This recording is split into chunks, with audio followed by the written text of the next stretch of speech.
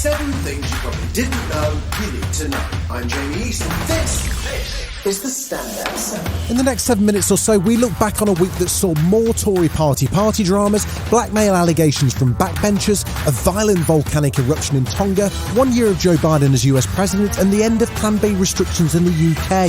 This is the Standout 7 from the Smart 7. Don't forget to hit the follow button to get our daily updates at 7 a.m. The Tory Party Party row shows no sign of ending, as Sue Gray works on that famous report. The ever-helpful Dominic Barnard-Castle-Cummings has offered to testify now too. And as the saga drags on, maybe it wasn't the best idea to send Deputy Prime Minister Dominic out of office, Rob, to defend the party on Kate Burley's Sky News show. I mean, there was the speculation that the 20th of May party was held in my honour to thank me. It was just ridiculous. Was it? No, of course not. Ridiculous. So it was a party on the 20th no, exactly. of May, then? You referred to it as the 20th of May party? This is the claim that was made, and it was That's not what you just said. It was nonsense. Then finally, Boris surfaced to repeat a mumbled apology and explain, as the guy who made the rules, that no one told him about the rules. I carry full responsibility for what took place, but nobody told me. I'm absolutely categorical about this. Nobody said to me, this is an event that is against the rules, that is in breach of what we're asking everybody else to do, should not go ahead. Labour's Deputy Leader Angela Rayner, much like the rest of the country, has had enough and says it's time the Tory party took action. It's clear that it was a party. It's clear that Boris Johnson was in attendance. He stayed for 25 minutes or more. He knows that it shouldn't have happened. I think his apology now is that he's sorry he's got caught. I think it's unacceptable that Conservative MPs are still keeping him in power now as well, when clearly he's lost the confidence of the British people.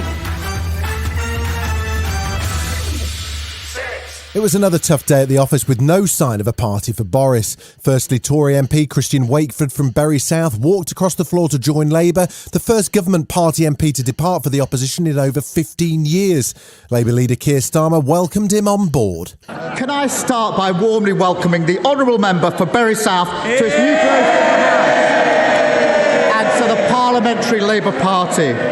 Mr. Speaker, like so many people up and down the country, he has concluded that the Prime Minister and the Conservative Party have shown themselves incapable of offering the leadership and government this country deserves. And then, fired up by the defection, Sir Keir even managed a zinger as Speaker Lindsay Hoyle urged the Tory backbenchers to calm down and stop booing. Mr. Speaker, I see the very noise. I'm sure the Chief Whip has told them to bring their own booze. Finally, it was Boris's turn to face questions, and almost every single one was relating to the famous Sue Gray inquiry into the Tory Party Parties. Boris, it seems, only brought one answer, however. It is for the inquiry to come forward with an explanation of what happened, and I'm afraid he simply must wait. Eventually, even Tory heavyweight David Davies had enough. I'll remind him of a quotation altogether too familiar to him of Leo Amery to Neville Chamberlain. You have sat there too long for all the good you have done. In the name of God, go.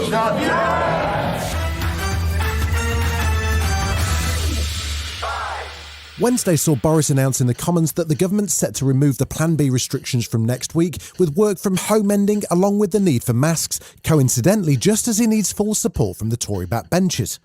Health Secretary Sajid Javid says it's time to start thinking about COVID-19 like we do the flu. We need to learn to live with it. Sadly, people die of flu as well. In a bad flu year, you can sadly lose about 20,000 lives. But we don't shut down our entire country and put in place lots of restrictions to deal with it. We need to continue with our lives with sensible, appropriate and proportionate measures. Major banks like Standard Chartered and Citigroup have already announced their workforces will return to the office next week.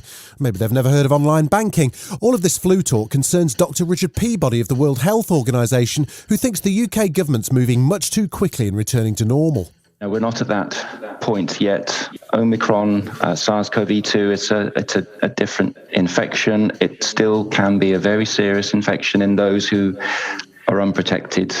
We are clearly moving into a different phase of the pandemic, but we're still not yet at the end of the road as far as the pandemic is concerned.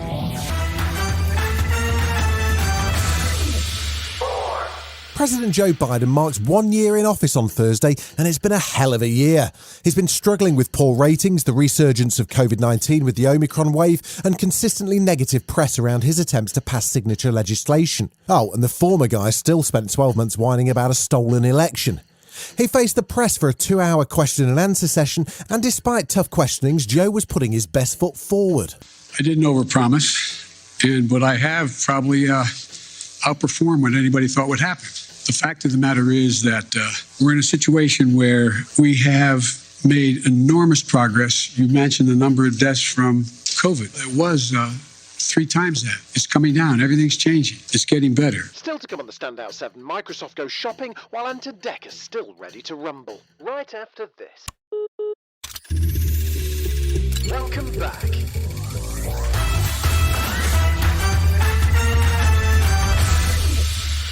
The world of gaming was in shock on Tuesday as Microsoft swooped in to buy major games company Activision Blizzard. They're the company behind games like World of Warcraft, Call of Duty and good old Candy Crush. In fact, they've over 400 million active players in 190 countries.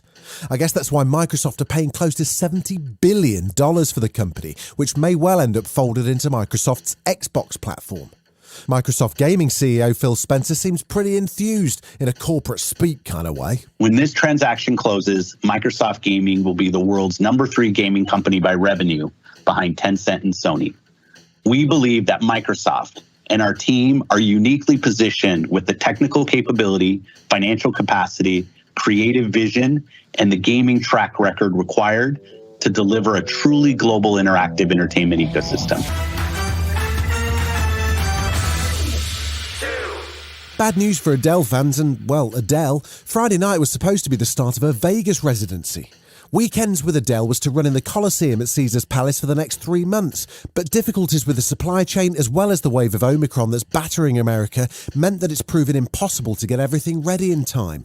She took to Insta late Thursday night with a tearful and heartfelt apology for fans who've travelled to see her. I'm so sorry, but my show ain't ready. We've tried absolutely everything that we can to put it together in time and for it to be good enough for you, but we've been absolutely destroyed by delivery delays and COVID. Half my crew, half my team are down with COVID, they still are. I'm gutted and I'm sorry it's so last minute. We've been awake for over 30 hours now trying to figure it out and I'm really sorry. I'm sorry.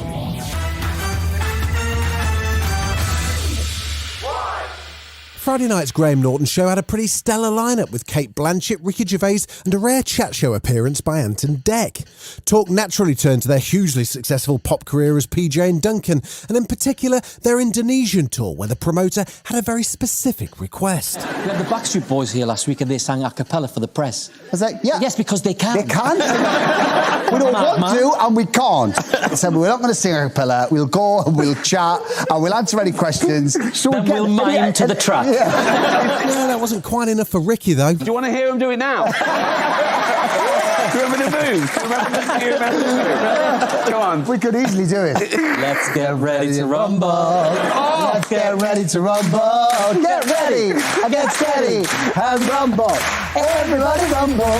This has been the Standout 7, the best of the week from the Smart 7. We'll be back tomorrow, 7 a.m. with the Sunday 7. Have a great rest of your weekend.